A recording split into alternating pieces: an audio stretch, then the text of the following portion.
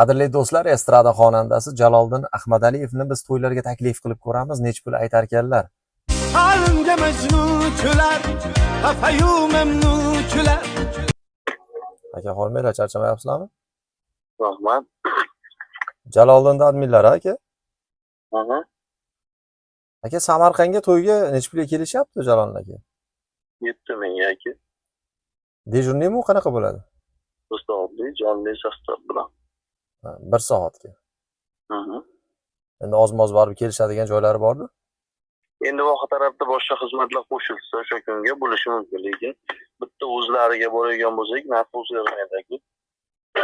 Ha, 7000 dan kam yo'q agar bitta to'y bo'ladigan bo'lsa. Shunday. Samarqandga to'y xizmatiga taklif qilib ko'rdik. 1 soat xizmat qilib berish narxi $7000 qilib belgilangan ekan.